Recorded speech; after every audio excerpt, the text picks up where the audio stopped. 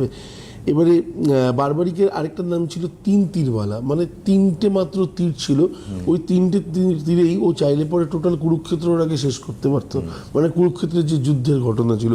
কিন্তু মাকে কথা দিয়ে এসেছিল যে মা, যে হারছে আমি তার জন্য আছি। তো এবারে তো যে হারবে আমি তার জন্য আছি। তো মার কাছে কথা দেওয়া, সেই ছেলে কখনো অন্যদিকে যাবে না, এটাই খুব স্বাভাবিক। তো হঠাৎ শ্রীকৃষ্ণের সাথে দেখা হলো, শ্রীকৃষ্ণ যখন জিজ্ঞাসা করার পরে কথাবার্তা হতে হতে বলছে না আমি মাকে কথা দিয়ে এসেছি। বলছে তুমি যদি মাকে কথা দিয়ে আসো যে হারছে তার সাথে তুমি এসো, তাহলে তো এই যুদ্ধ কখনোই শেষ হতে পারে না। তো তোমার কাছে তিনটে তীর আছে, তুমি যদি এত ভালোই তীরন্দাজ হও, আমাকে একটা তীরে গাছের প্রত্যেক কটা পাতার মাঝখান থেকে ছেদ করেছে দেখাতে পারবে? বললো কোনো অসুবিধা নেই, আমি দেখিয়ে দিচ্ছি। মানে বারবারই তীর মারলো এবং গাছের প্রতিটা পাতার মাঝখান দিয়ে গিয়ে তীরটা এসে শ্রীকৃষ্ণের পায়ের সামনে পড়লো।